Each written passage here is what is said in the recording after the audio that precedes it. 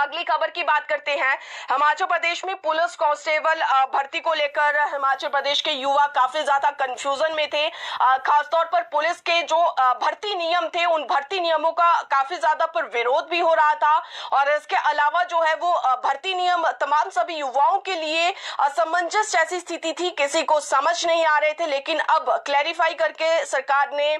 Police constable भर्ती के जो रूल्स है उन रूल्स को दूसरी बार अधिसूचित किया है और इसमें कुछ बदलाव भी किए हैं। पुलिस कांस्टेबल भर्ती को लेकर बदले गए नियमों की अधिसूचना जो जारी की गई है उसमें यह साफ किया गया कि सभी श्रेणियों के लिए लंबाई अब 1-1 इंच बढ़ा दी गई है। अब हिमाचल प्रदेश में जो भी पुलिस कांस्टेबल की नई भर्ती होगी वो नए नियमों के अनुसार होगी। हिमाचल प्रदेश में पुलिस कांस्टेबल के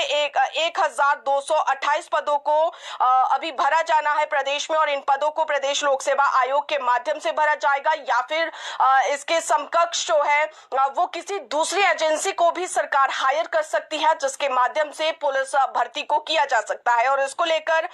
गृह विभाग की ओर से अधिसूचना जारी हो चुकी है। वहीं भर्ती को लेकर कुछ बदलाव किए गए थे जिसको लेकर गृह विभाग की ओर से आपत्तियां मांगी गई थी। 15 दिन के बाद इन आपत्तियों को मांगा गया था। ऐसे में कोई भी आपत्ति न आने पर इन नियमों को अधिसूचित अब कर दिया गया है। भर्ती के लिए सभी श्रेणियों के लिए जो लंबाई है वो 1-1 इंच की वृद्धि करने के साथ अन्य मापदंडों में भी इसमें बदलाव किया गया है। पहले सामान्य वर्ग में पुरुषों की भर्ती के लिए 5.6 फीट व आरक्षित वर्ग के लिए 5.4 फीट लंबाई तय थी और इसके अलावा महिलाओं के सामान्य वर्ग में 5.2 फीट व आरक्षित वर्ग की महिलाओं के लिए 5 फीट लंबाई तय थी। अब सभी वर्गों में पात्रता के लिए 1-1 इंच की लंबाई में वृद्धि की गई है और हिमाचल में इस बार पुलिस भर्ती में महिलाओं को 30% आरक्षण दिया जाएगा। इससे पहले ये आरक्षण 25% का था और इसके साथ ही 877 पद पर पुरुष और 292 पर महिला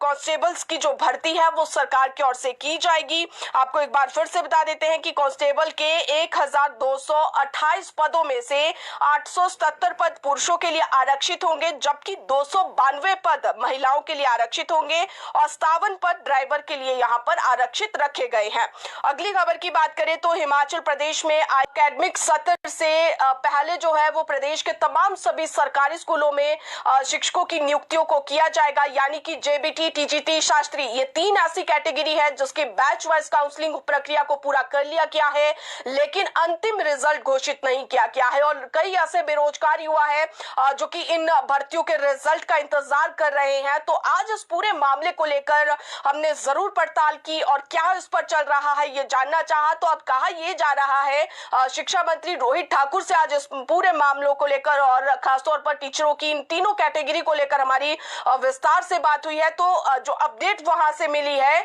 कि नए एकेडमिक सत्र शुरू होने से पहले यानी कि मार्च से पहले और 15 फरवरी से पहले का ये टारगेट रखा गया है कि तमाम इन तीनों कैटेगरी के तहत शिक्षकों को नियुक्तियां दी जाएगी। शास्त्री जेबीटी के लिए क्योंकि मैटर कोर्ट में है तो कोर्ट से परमिशन ली जाएगी और कोर्ट से परमिशन लेने का एक जो सिलसिला है, जो प्रक्रिया है वो शुरू हो चुकी है। शिक्षा विभाग से सरकार को तमाम जो कोर्ट का मैटर है वो पहुंच चुका है और अब सरकार कोर्ट से परमिशन लेगी और उसके बाद प्रदेश के तमाम सभी सरकारी स्कूलों में टीजीटी, जेबीटी और शास्त्री को नियुक्ति यहाँ पर दी जाएगी। हालांकि ये भर्तियां जो है वो एनसीटीई के नॉर्म्स के तहत होगी, ये साफ किया गया है और बैच वाइज भर्ती से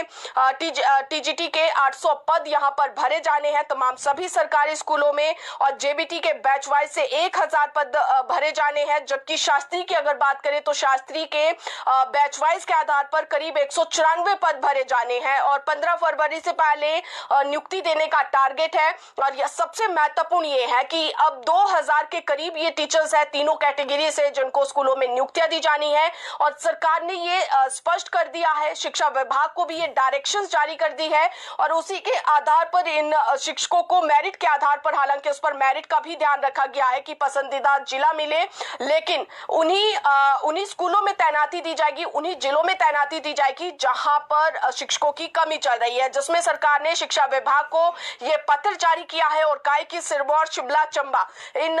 क्षेत्रों के जो ग्रामीण और दुर्गम क्षेत्र है, जनजातीय क्षेत्र है, वहां के स्कूलों में नए नियुक्त शिक्षकों को नियुक्तियां दी जाए और उसमें यह शर्त लगाई गई है कि जो भी शिक्षक जिन्हें नियुक्ति दी जाएगी, नियुक्ति पत्र मिलेगा, वो अपना तबादला करीब लगभग 3 साल तक